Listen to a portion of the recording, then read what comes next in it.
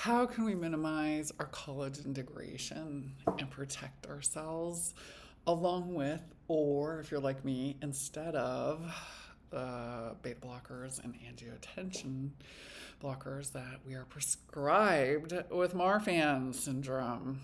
Hello, my name is Dr. Amanda Lynn, and I am a naturopathic physician licensed with DEA card, all the things, primary care in Oregon only, because that's how they do it in the United States. I'm currently in Oklahoma City where I can't prescribe, but that's okay. I can still give my expertise on things. And around the world, love to share my expertise. As a physician for 17 years, 5 years in med school, 12 years in college, and 50 years with Marfan syndrome. Family, children, mother, they all motivate us to learn. And I wanted to learn what more I could do for Marfan. So it's been a main passion for me most of my life. And alternatives are very, very far and few between to find what can help us with comorbidities to actual direct TGF-β overexpression that's stimulating our matrix metalloproteinases to eat up all of our collagen and extracellular matrix. Now, that being said, there's not a lot of studies out there. There is an interesting one with Marfan mice. That's as close as we get. And other areas on people in vitro, on cells, and on mice. But specifically with Marfan's, there's only been one with the Marfan's mice, so we'll talk about in a little bit. They did with Crocin, which is the crocus Saffron is from. So super exciting. Welcome to my podcast.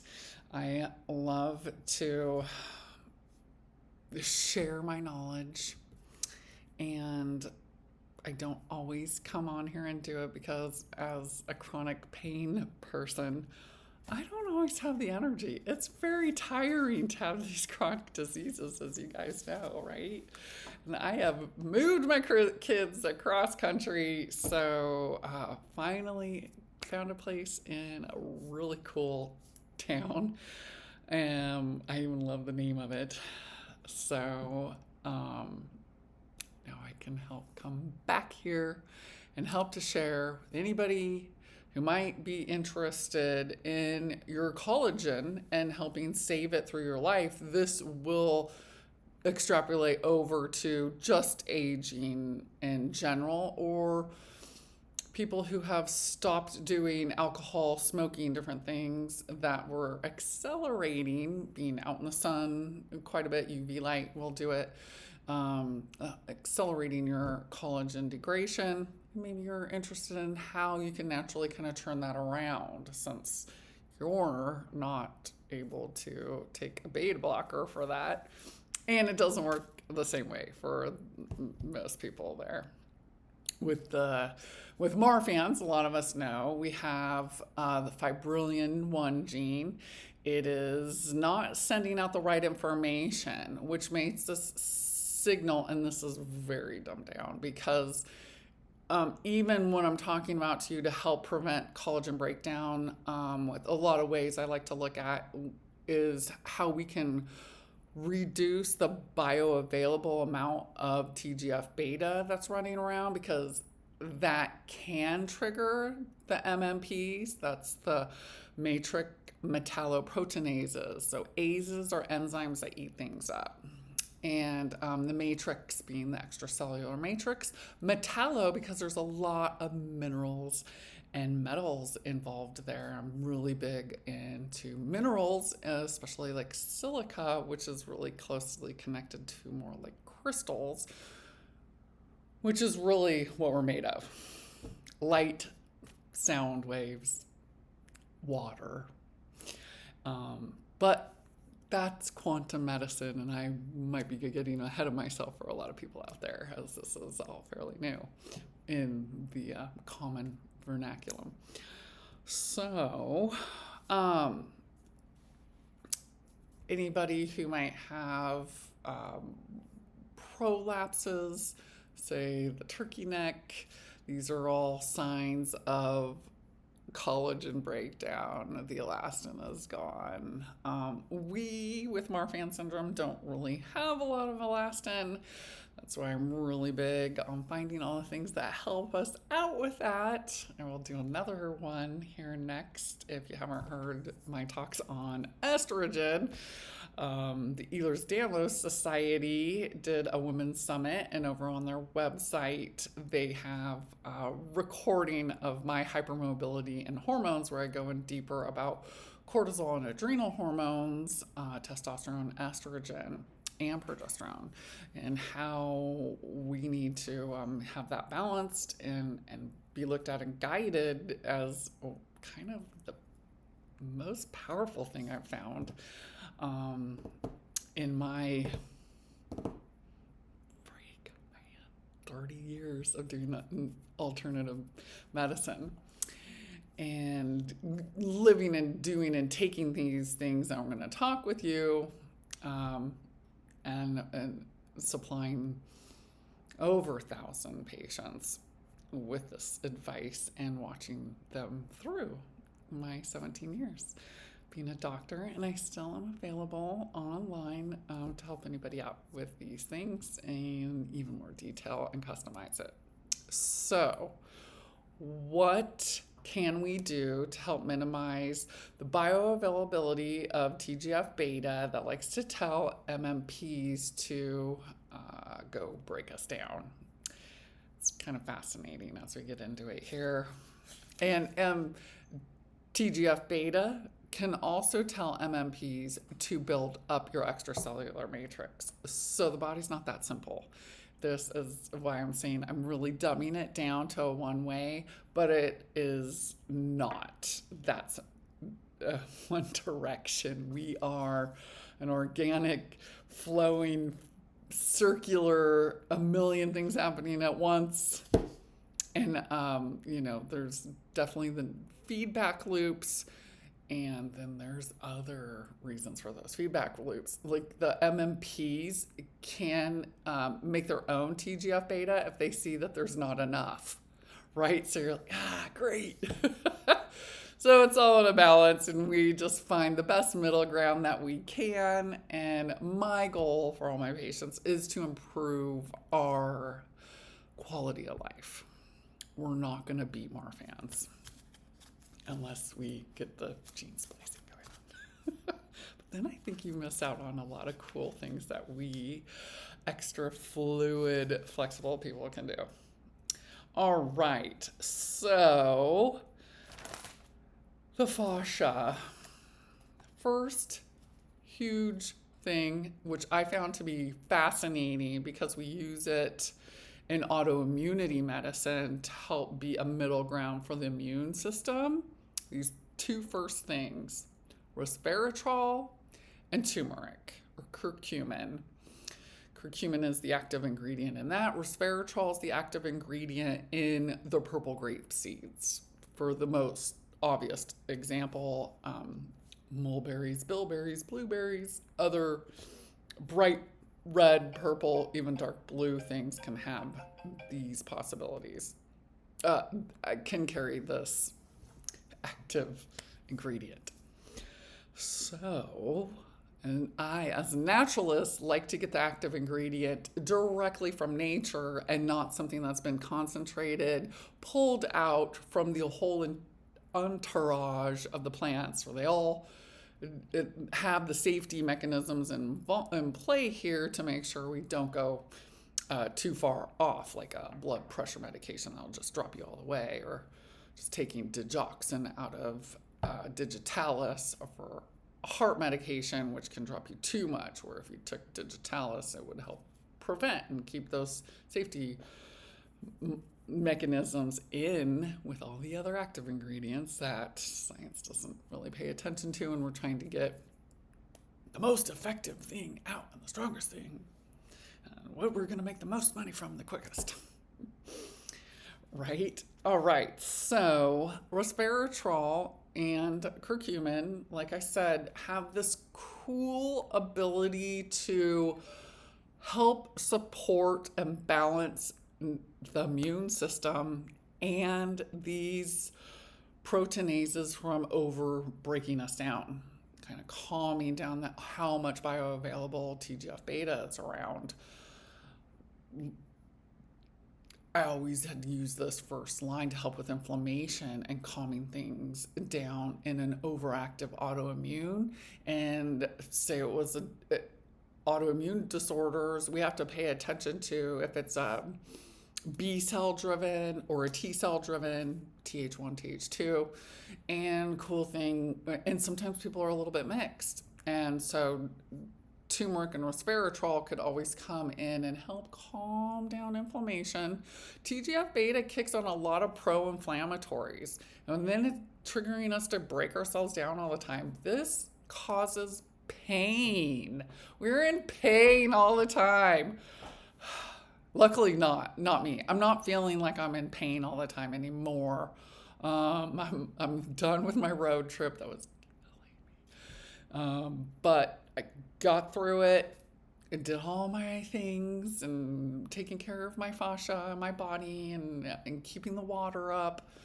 And that has made a huge difference. But for the most part, it takes a lot of turmeric. That's my favorite for pain, as we all kind of know out there. This definitely can help come in and preserve and reduce our inflammation, preserving our elastin. It can help resveratrol specifically protect the vasculature of our cardiovascular system inside in the smooth muscles that are inside the intima, and preserving the elastin in there, and then supporting those smooth muscles. It has been shown in some cell, I think this one was a cell-to-cell aortic root dissection prevention. Really cool because it prevented the scar tissue from getting together and getting this unorganized soup that our aortas turn into. That's the main focus and drive out there in research for Marfans, is how we protect our aorta, right? I tried many ways myself, had to get it replaced out all the way. That's all right. So this was a preclinical Marfan study with the resveratrol reducing the TGF-beta signaling. Curcumin suppresses TGF-beta's transcription, thus reducing the MMPs 2 and 9, lots of forms of all these, which directly reduce thoracic aneurysms, and reducing inflammation, elastin disruption, and my favorite for muscular pain. So that's pretty exciting. To double check, there's a lot of cool stuff on all the way over to berberine, my favorite herb ever, that has been shown to help. Let me get the rest of my list here. Too many things. Cool thing about resveratrol is it is higher in stressed out plants because it is a stress response in plants.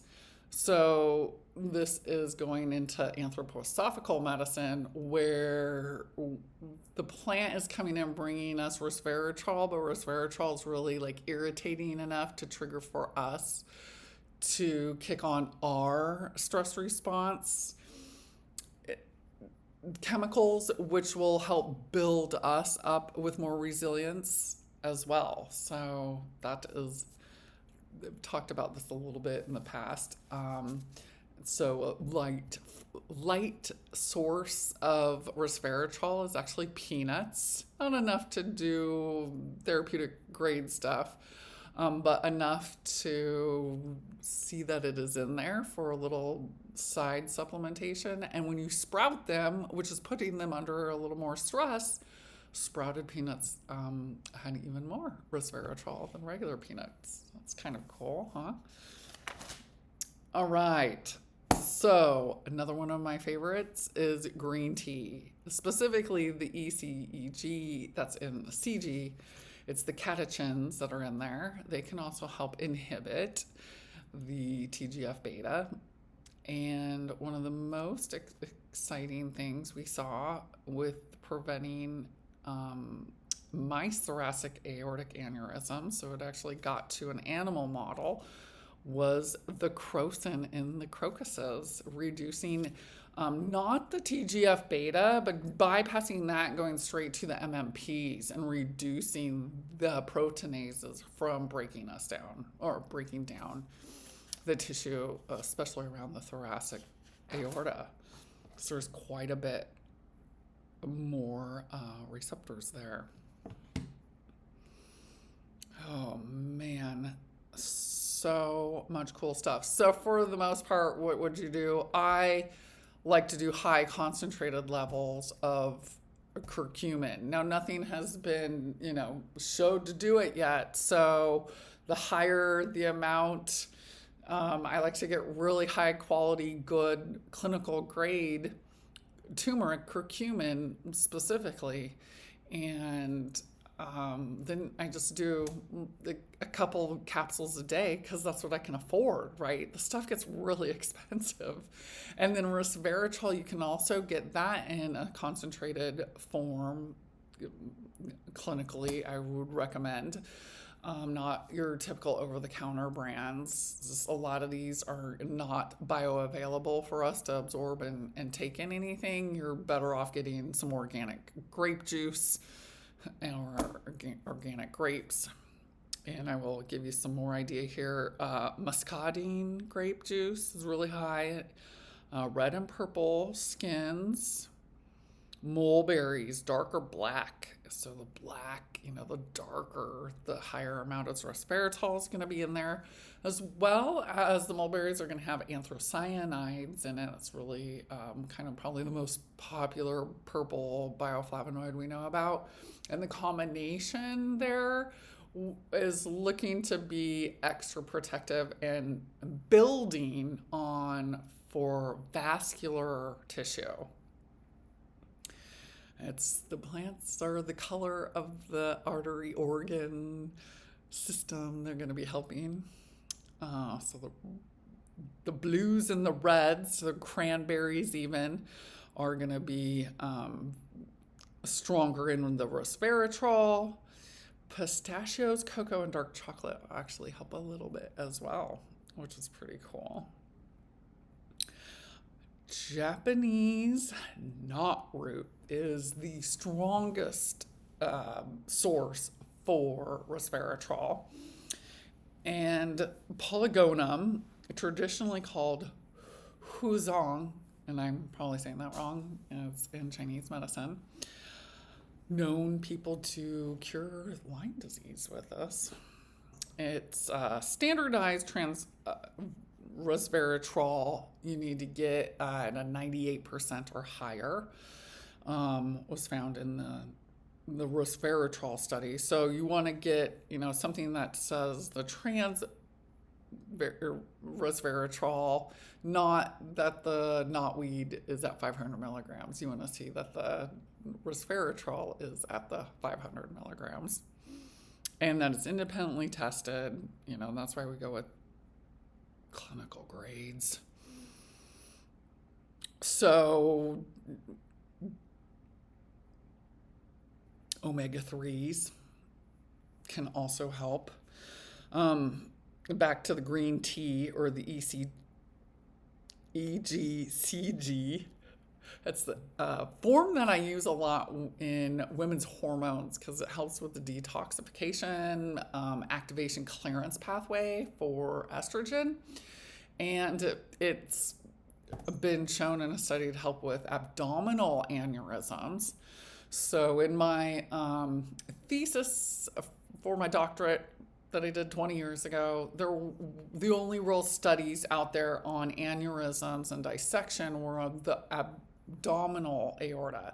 Now, Marfan's, it affects the thoracic aorta, so I was doing some assumptions that it's the same freaking aorta. It's just in a different section, right? So, scientifically we can't say it does, but I was doing the leap of saying, let's use some common sense here and carry it over. And back then I was talking more, the only thing we kind of really knew were minerals and copper. Somebody was deficient in copper, couldn't and it's more that we know now, cross-link their extracellular matrices, collagen fibers with each other. And that's what they went in and were cutting in the mice that they found when they gave them the crocus water at the same time that they were giving them this lysase component that was breaking up those cross-linking, that the ones that were getting the crocus water were protected and they weren't having aortic dissections or aneurysms. So cool.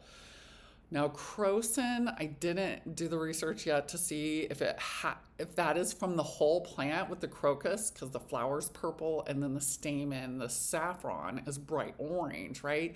And most of these are really bright, vibrant, colored plants.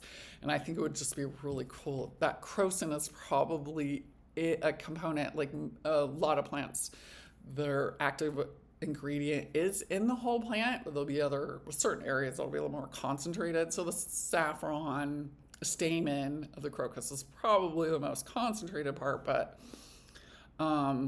the cool thing is a lot of us with Marfans, if you follow me enough, you kind of pick it up, have a little ADHD or somewhere on the spectrum. And so saffron can help with a few things there. Like the turmeric with the pain, and another one is omega-3s. Omega-3s has been well shown to bring down inflammation, and it's also showing that there's evidence of reducing these MMP9s, and we know how much it helps with the blood and keeping the viscosity nice and smooth to prevent clots. Now, you did all these things together, you're going to start to have a little bit thinner blood if you're doing all of this, because we have some collagen in our blood. And so this is a huge warning. Only do this with a licensed physician, especially if you're going to bring them all on board. That's a big no-no. But if you're doing aspirin, white willow bark, you've got warfarin or Coumadin or any of the anticoagulants on board, then you really want to make sure, like I'm saying, go really high with the turmeric. Well, make sure that is working, because the turmeric will actually help move and clean out, which I saw with my mom on warfarin. Everything I would try and help her with things would naturally start to clean up the warfarin and get her Coumadin out. So we would have to be like, okay, we finally would figure it out, like, okay, you need this much Coumadin if we're taking this much turmeric every day. Just like you would be like, this is how many greens I'm taking a day. So this is where I've got to monitor my Coumadin.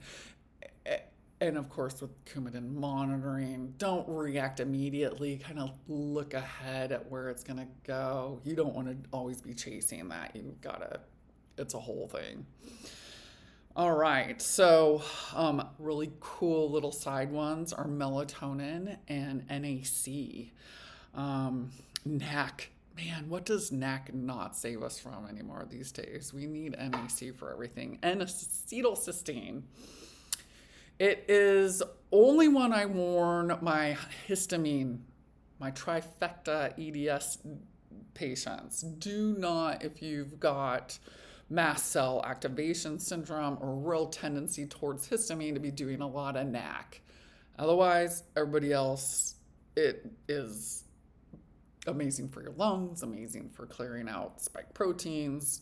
Can't say enough about it. As well as the precursor for the strongest detoxification pathway, glutathione. Love to talk about that. But here's another awesome thing is that it can help reduce the MMPs. Yay! And that was in a human cell model. We saw that one. So that's pretty cool.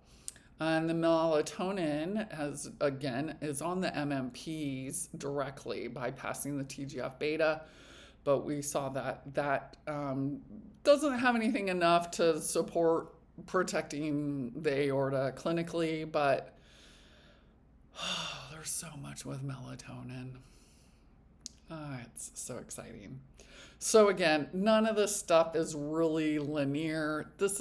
We run in circles. So if the MMPs go down too low, then the TGF-βs might come back up. So if you've got an MMP reducer, bring on a TGF-β reducer and utilize intuition for muscle testing or consult your physicians. Awesome. All right, so I wanted to double check if I missed anything. NAC reduces the TGF-β signaling, thus inhibiting the MMP9 we see. And so that's very supportive in the redox pathway, about the oxidation and redoxification.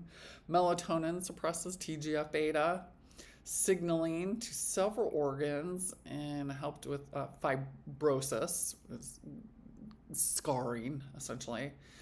And it may bind to MMPs in lower animal injury models. There's been no clinical Marfan evidence on that one directly.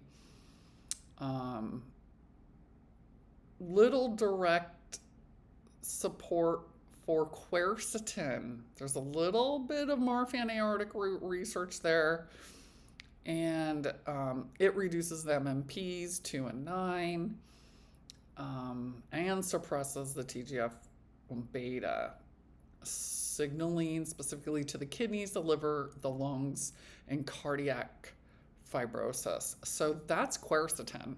That my EDS patients can take because that's the opposite of a histamine. It's antihistamine. And quercetin as a full citrus spectrum of bioflavonoids. It is one specific citrus bioflavonoid, and it's naturally in the inside of the citruses, that little white parts and such, or on the outside of onions. Onions and garlic are really high in quercetin. The Crocin is an MMP2 inhibitor, reducing the rupture, an experimental thoracic aortic aneurysm. So again, that was because that was the mice model, but they had Marfans. The green tea inhibits TGF-β, directly and indirectly inhibiting the MMPs. And it's promising, but not Marfan specific yet. I start my mornings with green tea. I love it. Or I do it in the afternoon for my pick-me-up with my hibiscus and rose hips and mullein right now, and I have a little chamomile because the active ingredient Apigenin is also helpful for helping reduce MMPs. So exciting. So marvelous, this world we're living in with everything we're discovering and all the help we have to help understand it more. All the information out there, it can be overwhelming, so that's why I'm helping you here with the information for you to kind of do as you wish with. And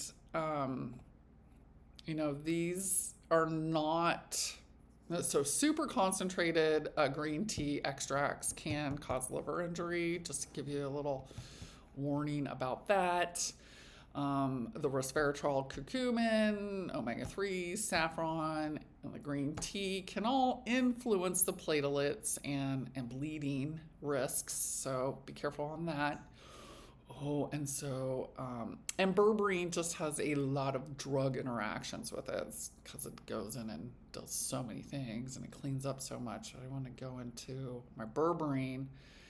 It has this broad inhibition, but not as broad as a beta blocker on the fibroblast activity of the TGF-beta. Fibroblasts are the creators. Say it's like the little stem cell that can create fibrosis, confused connective tissue. This then often reduces the MMPs, and then there's just, it's a promising antifibrotic in general. So again, because of the antifibrotic ability of breaking things down, we gotta watch if we're doing a whole bunch of this, just because it can break down our blood if we're already on a blood thinner. Really cool. Vitamin D. Always got to make sure that's on board. If that gets too low, we can have an increase of this MMP activity, you guys. So another strong argument for making sure your vitamin D is closer to 80 on a blood test from your doctor, not closer to 30. All right. Apigenin is found in animal findings to reduce MMPs, MM9s, and cancer.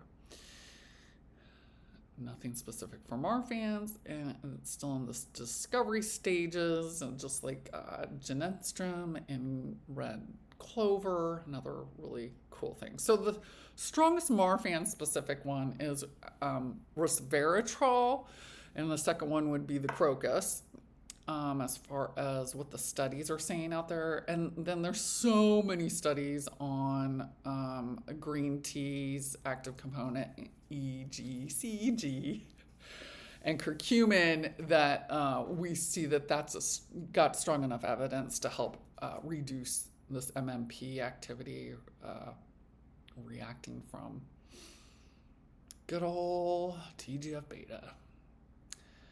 So I am so excited you sat through this.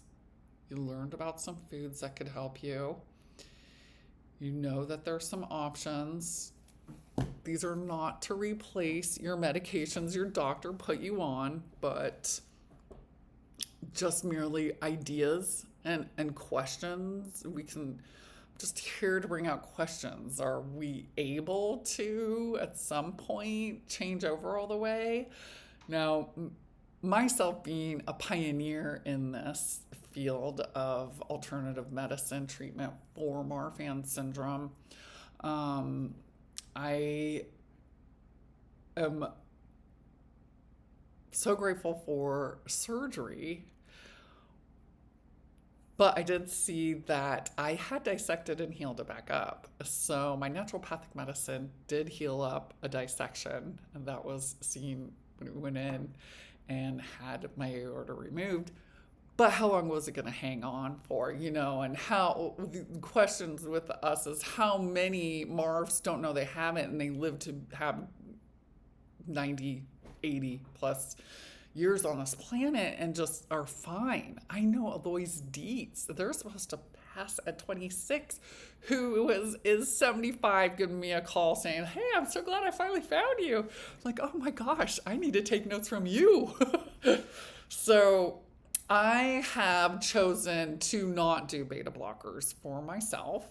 And I only used metoprolol a little bit after my surgery to help keep my heart in rhythm. It was really helpful for that. And if I would do something I'd get off, it would help me bring it back on. But I haven't used it since I didn't even have to go through one whole refill, really. I'm utilizing other natural substances, so I'm really excited to have deep dived into this a little bit more to see. There's more studies that have come out, And we have more tools to help me look through NIH faster with AI, and open evidence. It's another tool for us doctors to look through research real quick, tell it exactly what we're looking for, and to bring that up. And it's just, like I said, an exciting time to be alive and be able to start asking more questions. So I encourage you all to just have more curiosities about what we're told we have, how we got to manage it, what the outcomes could be, and what we have to settle with and what we don't have to settle with. And we help you find a combination of some of these natural substances that help you with not only reducing this constant breakdown that we have, the worst kind of fibromyalgia, where our body is an autophaging, auto breaking down and eating of itself with these enzymes going off all the time. Find ways we can minimize that, thus minimizing our pain. And that's really the end game for us, as well as keeping us strong so we can have strength in our joints and not lose function in things I really can't do anymore. Be able to just use a cane to be able to walk, whatever that next little step is that you're trying to do. Like, yes, I got off at the couch, now I can walk around, I have a cane. For me recently, 2 years out from my open heart surgery, I was able to do sun salutation yoga cycle that I hadn't been able to do that long, especially with the cobra position of the open chest and bringing up. That will trigger pain in us days later that feels like, is my heart ripping again? And there's no real great help for us until we get maybe we're on an ultrasound to take a check at it. Am I ripping? No, I'm good still. While we're pushing ourselves to build back up again, we have to just have this intuition, be able to calm down the fears, and really truly listen to our heart and go, no, I'm just healing. This is me just continuing to heal. And I'm so grateful that most of us with Marfans have that real laid back attitude. Poor Ehlers-Danlos to have that ingrained anxiety, so they'll be the other side of overly worried and concerned about this, and that, and then my Marfs are like, yeah, it'll work out, I got this. So it's really quite interesting that we got put into the same basket, but now it's coming out a little bit more, and I'm really excited to be heading down to Dallas right now, actually, or here maybe early in the morning, for the Ehlers-Danlos Society's conference, and be able to meet other doctors, meet other patients, network. You learn the latest that's out there from my colleagues, and I like Dr. Anna Matlin, who found out that EDS is from high histamine, from the mast cells. Fascinating people to be around. I'm so excited that I live in a more central area and I can just jump in the car and be there in 3 hours in Dallas, Texas. And I will be able to come back with more information for you guys. And I might even be able to talk on some of the side panels. Sometimes I get pulled up when I show up to these things. They're like, we don't have a naturopath on this panel, because I've got to talk for the Ehlers-Danlos Society at their Women's Health Summit. I was one of the speakers. And again, if you haven't checked that out, you want to know more about hypermobility and hormones, go over to ehlers-danlos.org, and with the dash in between the two. And they have resources, and look into the recent female summit that's online. And if you can't find it, just reach out to me. Happy to help you out. Thank you so much for following me, coming along on this journey, and I hope there's some information here for you to share. You think about somebody you would like to share this with. I really appreciate all you do to help get the word out and help support me so I can help consult anybody who might need it. DrAmandaLynn.com for my little ebook on connective tissue issues and how you can support them with naturopathic medicine. Awesome, you guys. Take care.